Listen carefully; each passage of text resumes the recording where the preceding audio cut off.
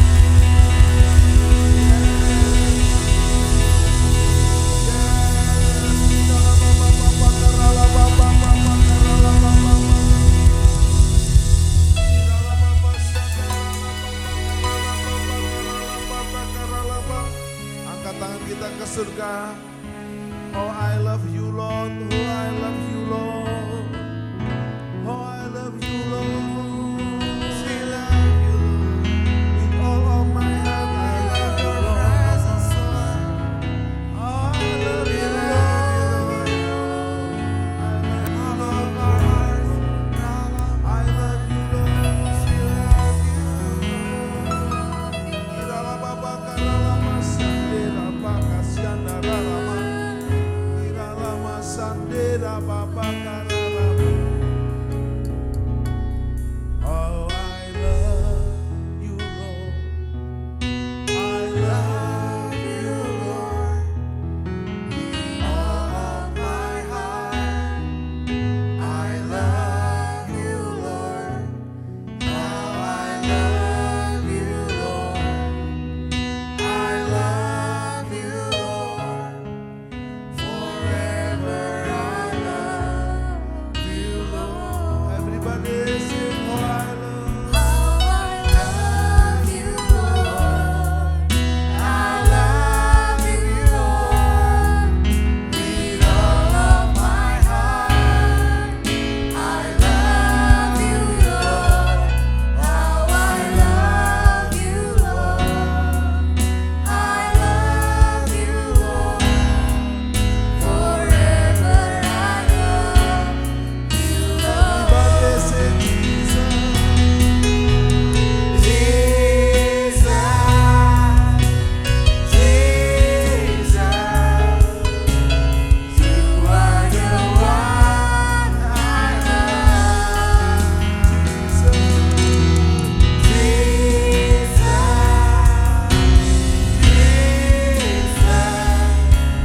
forever I love you, Lord, I worship you. Lord, I worship you. I worship you with all of my heart. I worship you, Lord. I worship you. I worship you forever. I worship you. Lord, I worship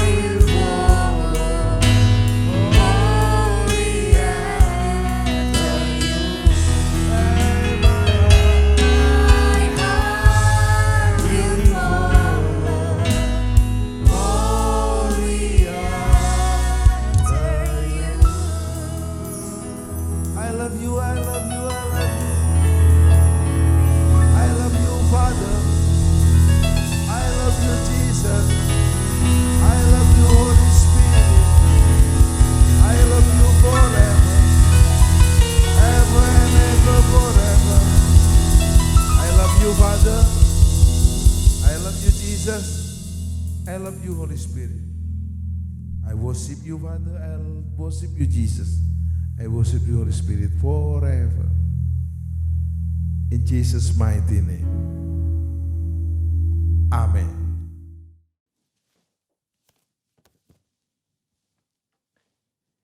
Shalom, apa kabar saudara? Saya percaya kita semua luar biasa. Voice of Pentecost kali ini kita membahas mengenai Mamon. Pernahkah saudara melihat ada orang yang begitu kaya tetapi tidak bisa menikmati kekayaannya? Salomo memperhatikan hal yang sama dalam Pengkhotbah 5 ayat 12-13. Ada kemalangan yang menyedihkan kulihat di bawah matahari. Kekayaan yang disimpan oleh pemiliknya menjadi kecelakaannya sendiri. Dan kekayaan itu binasa oleh kemalangan. Sehingga tak ada satupun padanya untuk anaknya. Saudara, Yesus sangat memperhatikan bagaimana seseorang melihat harta materi dan mengelola keuangannya. 16 dari 38 perumpamaan yang Yesus berikan berbicara mengenai mengelola harta benda dan keuangan. Nah, kita mau melihat salah satu percakapan Yesus dengan seorang pemuda yang kaya mengenai integritas di dalam mengelola harta benda. Dalam Matius 19 ayat 16-26, tercatat tentang seorang muda yang kaya raya dan bertanya kepada Yesus cara untuk memiliki hidup yang kekal. Saya yakin saudara pernah dengar cerita ini. Dari percakapan Yesus dan anak muda ini ada 3 hal yang dapat kita pelajari. Yang pertama, kehidupan kekal hanya ada di dalam Yesus. Pemuda ini datang dan bertanya, apa yang harus kuperbuat untuk memperoleh hidup yang kekal? Hari ini kita percaya bahwa tidak ada satu perbuatan pun yang dapat membayar jalan menuju ke surga selain percaya kepada Yesus. Kehidupan kekal diberikan kepada mereka yang percaya kepada Tuhan dan itu diterima karena kasih karunia melalui iman. Kenapa Yesus tidak berkata seperti itu kepada anak muda ini? Karena pada saat itu pengetahuan dan pemahaman orang-orang mengenai keselamatan belum dibukakan. Yesus belum mati di atas kayu salib. Dalam kasus ini, Yesus mengubah fokus anak muda ini dari melakukan apa yang baik kepada siapa yang baik. Bapa itu sendiri. Karena keselamatan ada dalam pribadi, bukan dalam perbuatan. Yesus meminta dia untuk menaati segala perintah dari Allah yang baik itu. Kenapa? Karena kepercayaan yang sejati akan melahirkan gaya hidup yang menaati firman-firmannya. Hari ini, setiap kita diperhadapkan dengan pilihan. Mau atau tidak mau menaati firman-Nya. Dalam hal integritas, meskipun tidak ada orang yang melihat, apakah kita tetap menaati firman? Yohanes 14 ayat 15 berkata, jikalau kamu mengasihi aku, kamu akan menuruti segala perintahku. Yang kedua, jangan sampai mamon menjadi Allah kita. Pemuda yang kaya ini dengan yakin berkata bahwa ia telah menaati seluruh hukum Taurat yang diajarkan oleh Musa kepada bangsa Israel. Jangan heran saudara, memang salah satu kebanggaan orang Farisi adalah mereka berusaha sungguh-sungguh menaati hukum ini sesempurna mungkin. Rasul Paulus saja pernah berkata dalam Filipi 3 ayat yang ke-6, tentang kebenaran dalam menaati hukum Taurat, aku tidak bercacat. Kok bisa? Ya, secara eksternal mungkin bisa ditaati sempurna.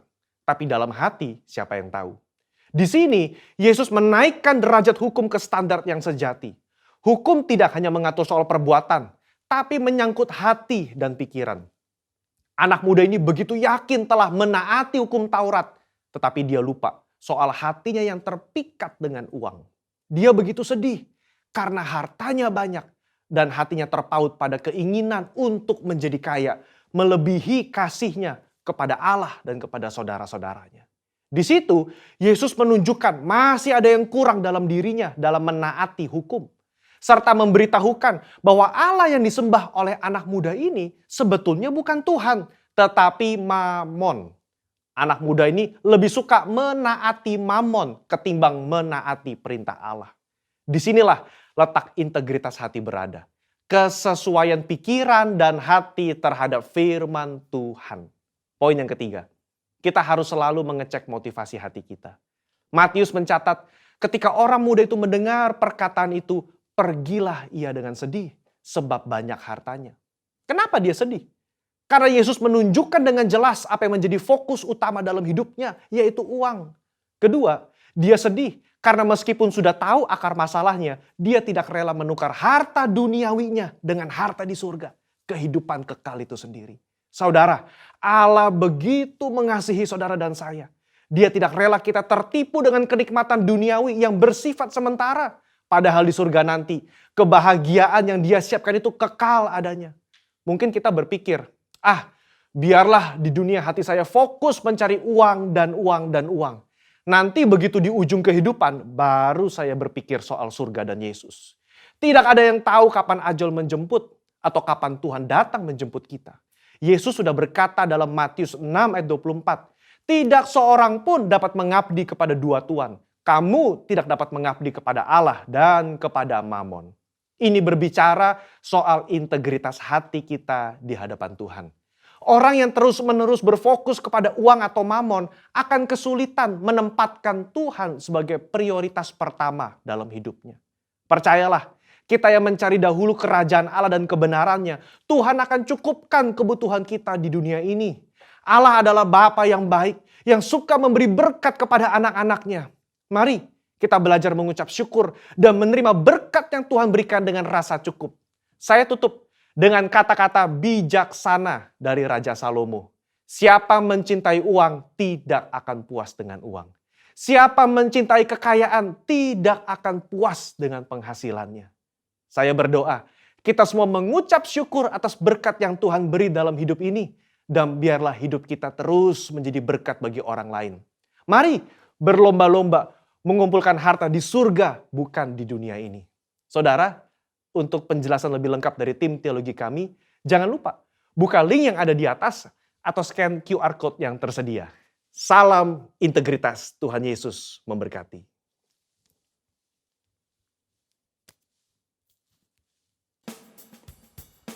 Apa yang dimaksudkan dengan Pentakosta ketiga? Api Pentakosta menyala, api Pentakosta menyala, api, api, api, api, api, api Pentakosta ketiga. 1. Pentakosta ketiga adalah pencurahan Roh Kudus yang dahsyat di zaman now melebihi yang terjadi di Azusa Street. 2. Pentakosta ketiga akan mengakibatkan penuaian jiwa yang terbesar dan yang terakhir sebelum Tuhan Yesus datang kembali. 3. Pentakosta ketiga akan membangkitkan generasi Yeremia, yaitu anak-anak muda yang dipenuhi Roh Kudus, cinta mati-matian kepada Tuhan Yesus, tidak kompromi terhadap dosa, dan akan bergerak untuk memenangkan jiwa. 4. Pentakosta ketiga lahir di Indonesia dan bergerak ke bangsa-bangsa. Gerakan ini dari timur ke barat dan akan kembali ke Yerusalem. 5. Pentakosta ketiga akan memberikan kuasa untuk menyelesaikan amanat agung, dan setelah itu Tuhan Yesus datang kembali. Api Pentakosta menyala, api Pentakosta menyala, api, api, api, api, api, api Pentakosta ketiga, api Pentakosta ketiga.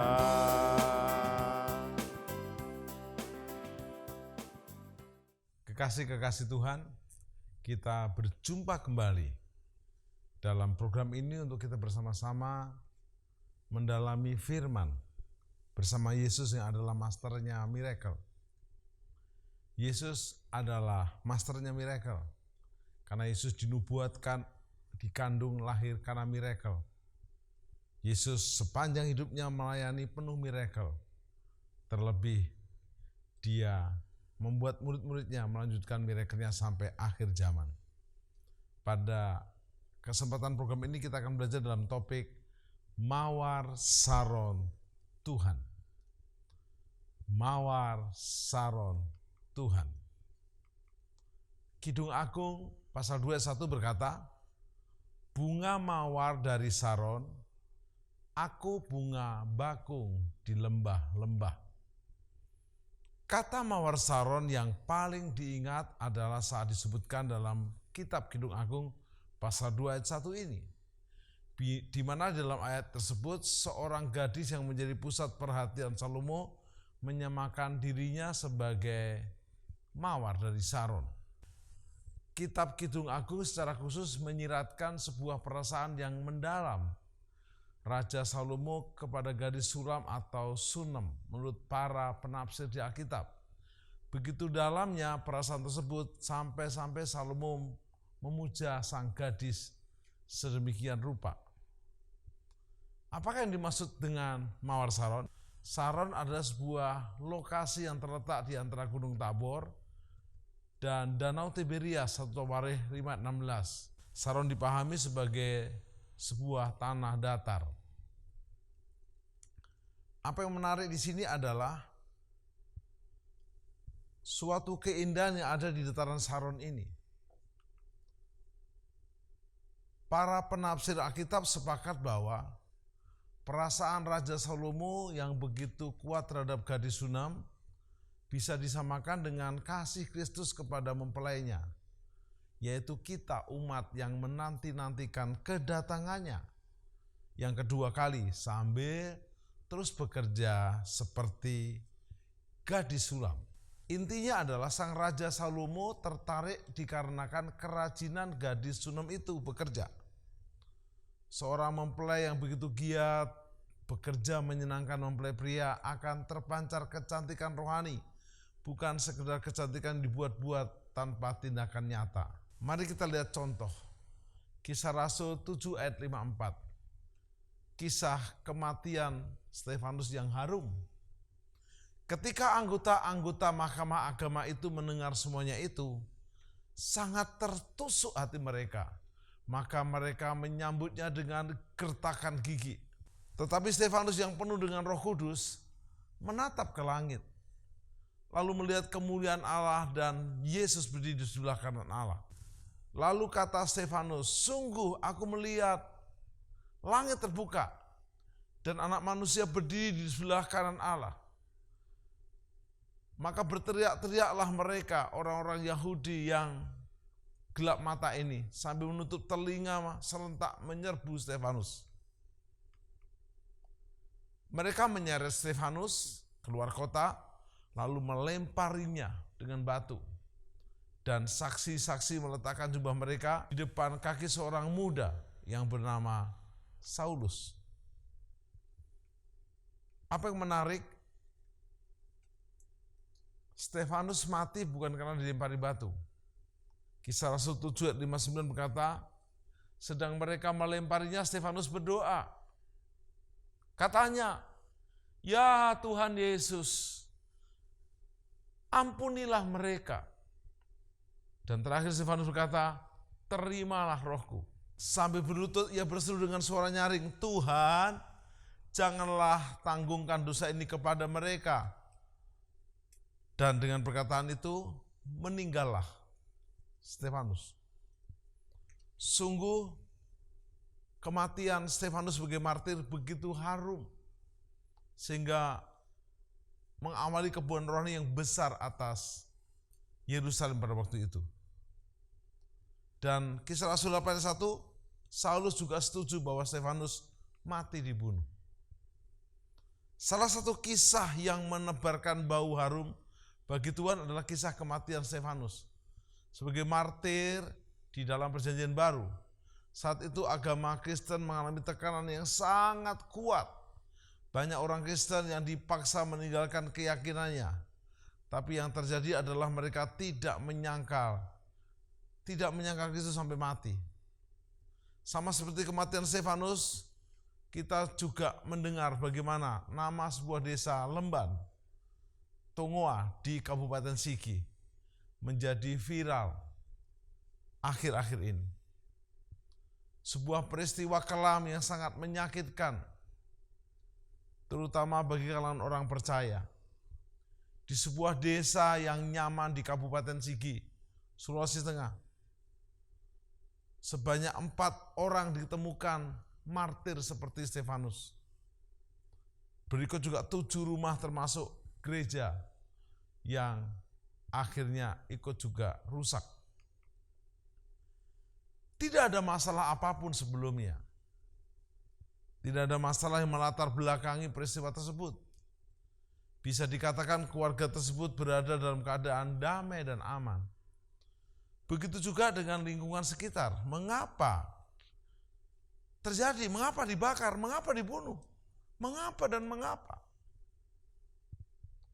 Suatu bentuk kebencian yang luar biasa atas iman orang percaya. Peristiwa ini menjadi tanda dan bukti bahwa kedatangan Kristus kedua kali semakin dekat.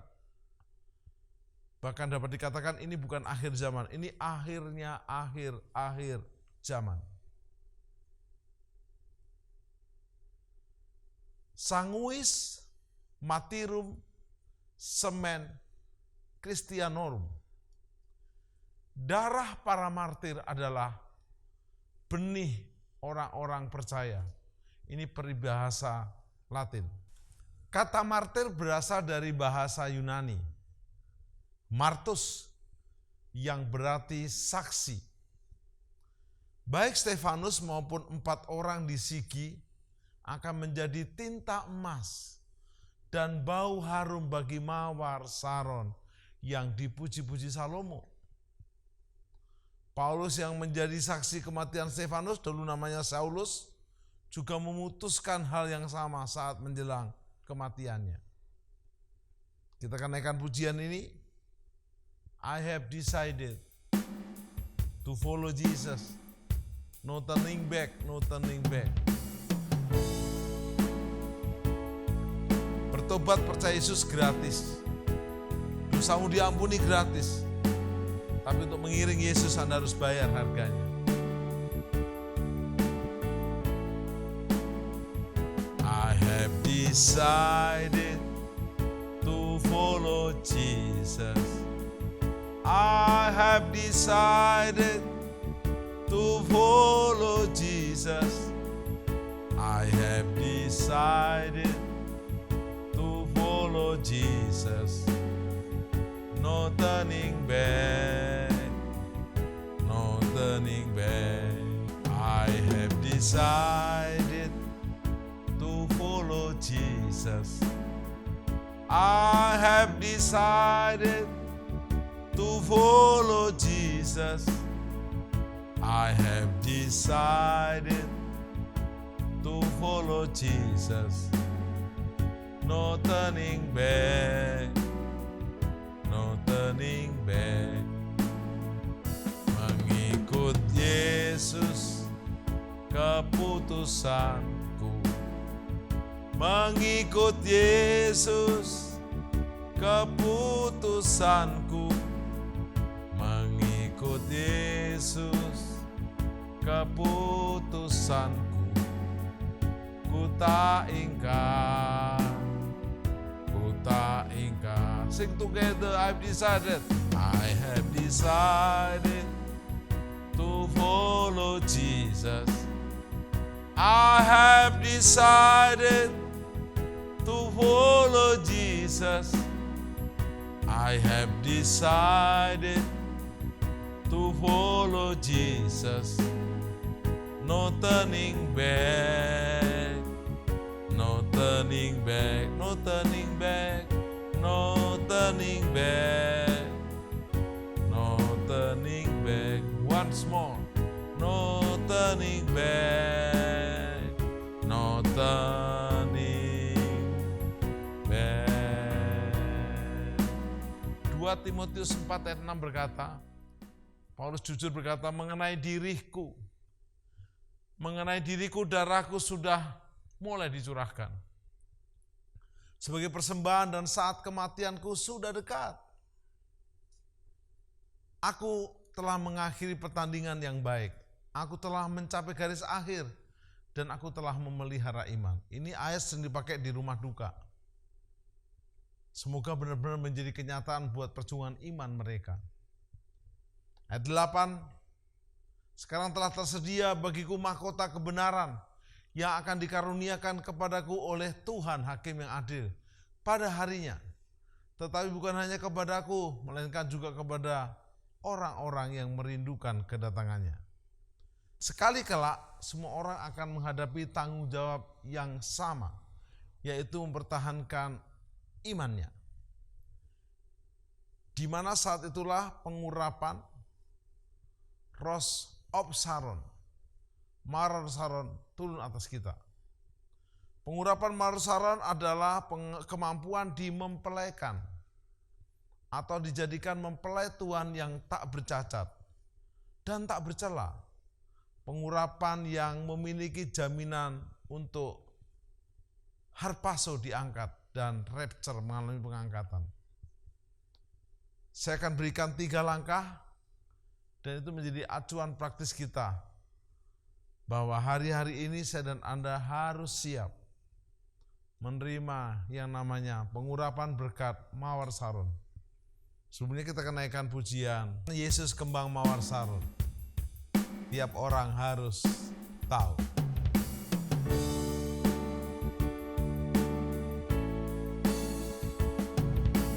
Yesus Kembang Mawar Sharon, bintang fajar yang mulia, Dia terindah dari semua. Tiap orang harus tahu, tiap orang harus tahu, tiap orang harus tahu, tiap orang harus tahu siapa Yesus. Mau gak mau harus tahu, mau gak mau harus tahu, tiap orang harus tahu siapa Yesus. Yesus Kembang Mawar Sharon, bintang fajar yang mulia, Dia terindah dari semua. Tiap orang harus tahu, tiap orang harus tahu, tiap orang harus tahu. Yes. Saya akan berikan 3 langkah praktis hari-hari ini di era pandemi, di akhir zaman, untuk Bapak, Ibu, Saudara dan saya menerima pengurapan Sharon. Pengurapan Mawar Sharon ini adalah kemampuan dimempelaikan atau dijadikan mempelai Tuhan yang tak bercacat. Paulus berkata, aku mentunangkan kamu dengan mempelai Kristus. Pengurapan yang memiliki jaminan untuk diangkat pada saat rapture pengangkatan. Nomor 1, panca indera yang terlatih. Saya tahu semua Anda punya panca indera, tapi terlatih atau tidak? Ibrani 5 ayat 14 berkata, tetapi makanan keras adalah untuk orang-orang dewasa yang karena mempunyai panca indera yang terlatih untuk membedakan yang baik daripada yang jahat. Bisa membedakan kanan dan kiri, benar atau salah. Hari-hari ini ingat, jangan Anda tergoda untuk abu-abu. Tegas. Ya atau tidak? Hitam atau putih? Hitam saja, putih-putih saja. Tapi ada yang pilihnya hitam putih. Abu-abu. Saya ajak Anda hari ini, mari makan makanan keras, firman yang keras, menegur. Ini firman juga untuk saya. Apakah saya siap mengiring Yesus dan membayar harga sampai kalau perlu pun? No turning back, tidak ada jalan balik. Siap bayar harga, pikul salib, sangka diri, mengiring Yesus Gak ada lagu yang berkata sembunyikan aku di balik salibmu. Gak ada ayatnya, men. Biarlah panca indera Anda terlatih oleh karena ujian-ujian pandemi ini melatih. Anda tetap ibadah walaupun tidak onsite tapi online. Anda tetap baca firman walaupun sendirian tidak dilihat orang. Anda tetap hidup kudus dan benar walaupun mungkin tidak ada yang tahu. Panca indera yang terlatih. Aku melatih tubuhku sedemikian rupa dan menguasainya dalam segala hal supaya aku gak tertinggal. Latihlah mata iman saudara untuk bisa melihat rencana Allah yang besar. Telinga iman saudara, telinga rohani saudara untuk mendengar suaranya. Langkah kaki saudara. Yang kedua, Efesus 5:27. Supaya dengan demikian ia menempatkan jemaat di hadapan dirinya dengan cemerlang tanpa cacat atau kerut atau yang serupa itu. Tetapi supaya jemaat kudus dan tidak bercela. Setelah melatih panca indera, yang kedua adalah kekudusan penuh, full, holy. Saya dan saudara telah dibeli dengan harga yang lunas darahnya di kayu salib. Muliakan Tuhan melalui tubuhmu. Persembahkanlah tubuhmu sebagai persembahan yang hidup dan kudus dan yang berkenan kepada Allah. Itu adalah ibadahmu yang sejati. Hari-hari ini pastikan Anda dan saya hidup dalam kekudusan. Kita persembahkan pujian ini sebagai lambang komitmen kekudusan penuh. Bapakku persembahkan tubuhku seperti Roma 12 ayat 1 dan 2.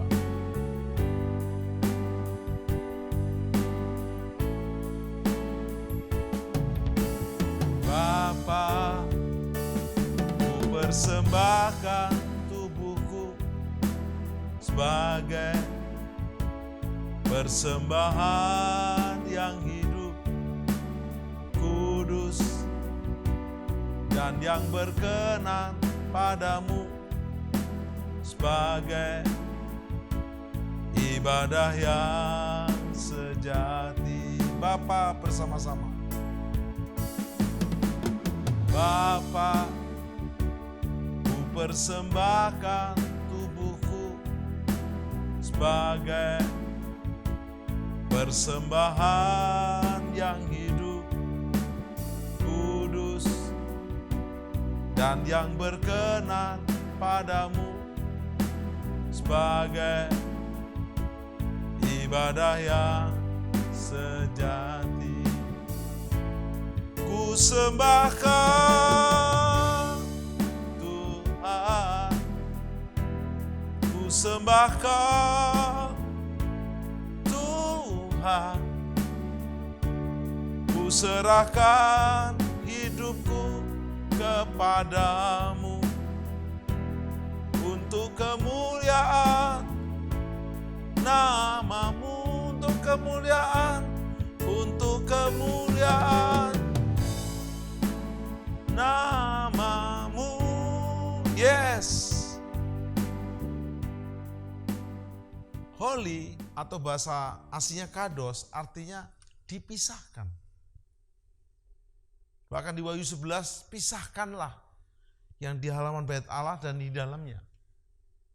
Hari-hari ini hendaklah engkau kudus karena Allah itu kudus. Efesus 5:27, supaya dengan demikian ia menempatkan jemaat saya dan saudara di hadapan dirinya, Yesus Kristus, dengan cemerlang tanpa cacat atau kerut atau yang serupa itu. Tetapi supaya jemaat hidup kudus, kita kudus dan tidak bercela.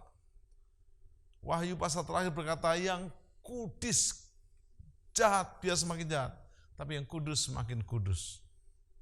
Yang ketiga terakhir, kesetiaan mutlak. Mazmur 130 ayat 5 dan 6, aku menanti-nantikan Tuhan, jiwaku menanti-nanti dan aku mengharapkan firman-Nya. Jiwaku mengharapkan Tuhan lebih daripada pengawal mengharapkan pagi. Lebih daripada para pengawal mengharapkan pagi.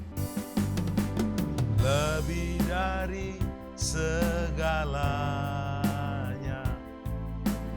ku berharap padamu. Lebih dari para penjaga, mengharap fajar pagi. Begitu rindu hatiku berada dekatmu. Alangkah dalam kasih memenuhi hidupku. Tenanglah jiwaku dalam naungan sayapmu, menembus awan kelabu, pandang kemuliaan-Mu.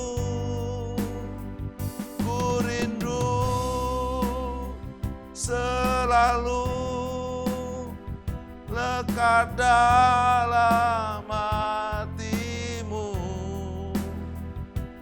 mengikuti rencanamu.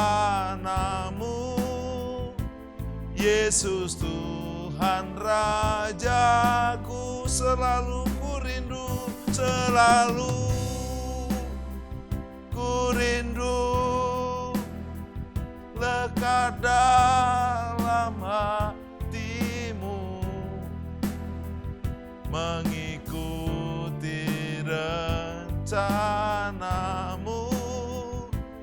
Yesus Tuhan Rajaku, Yesus Tuhan, Yesus Tuhan Rajaku. Yes.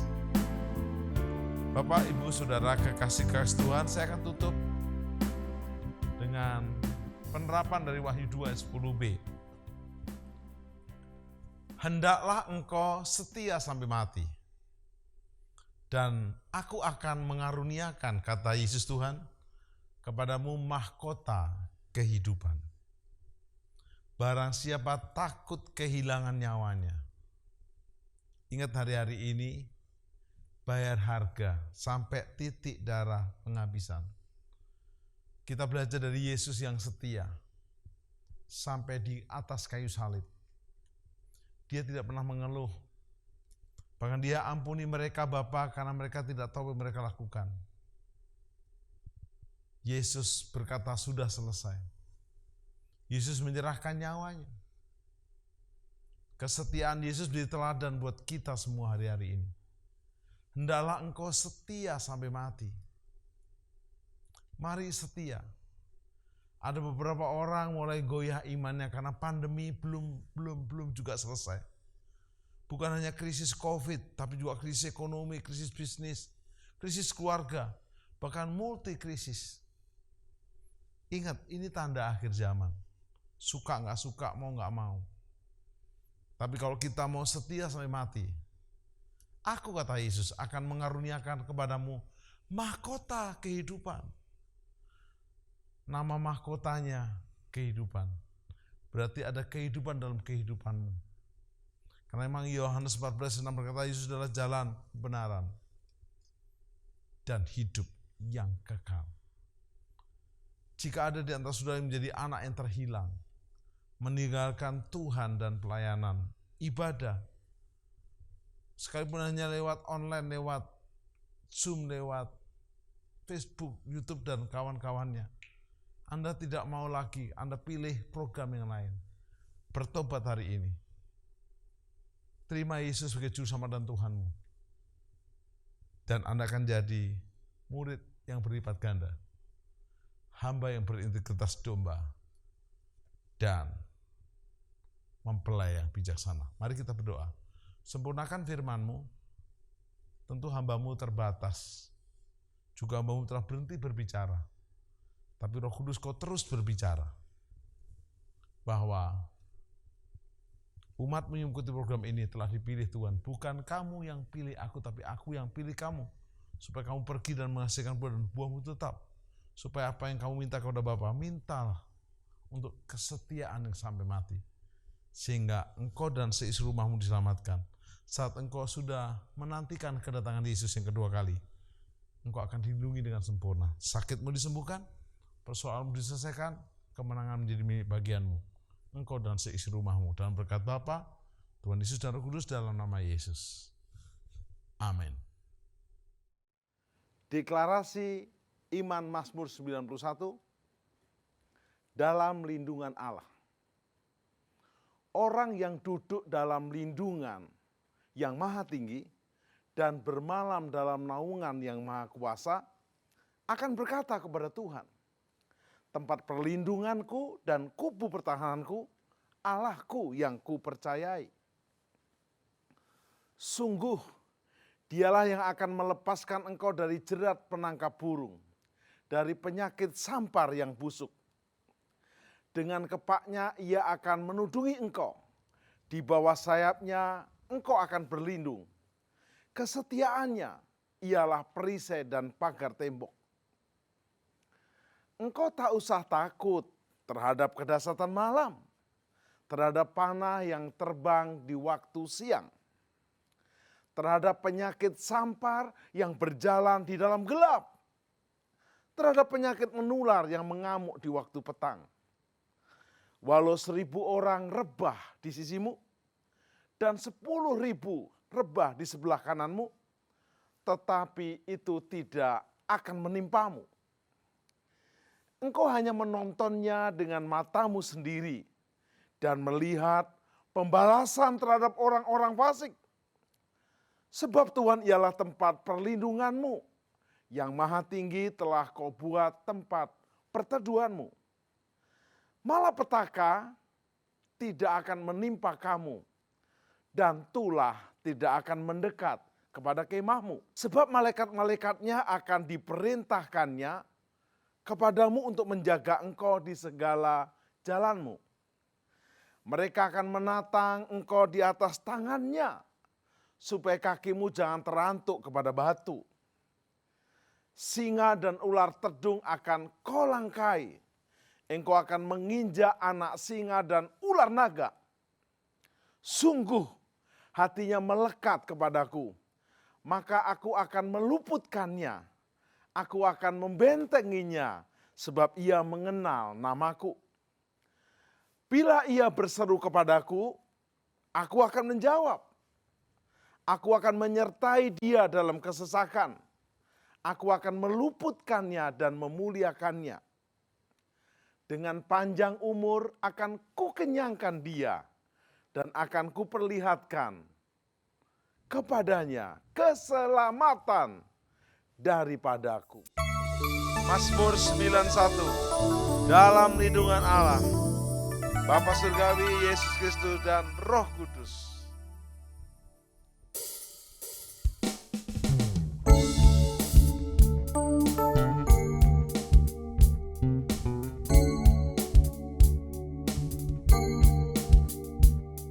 Orang yang duduk dalam lindungan yang maha tinggi dan bermalam dalam naungan yang maha kuasa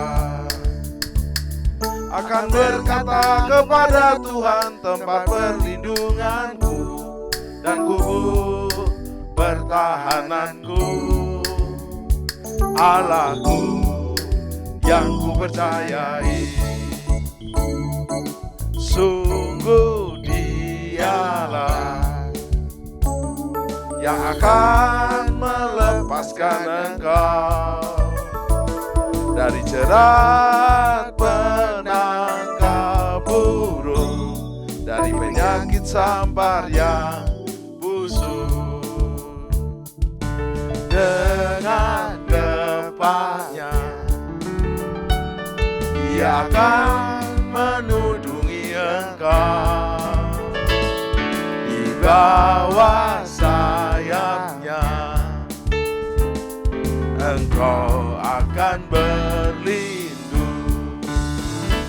Kesetiaannya ialah perisai dan pagar tembok.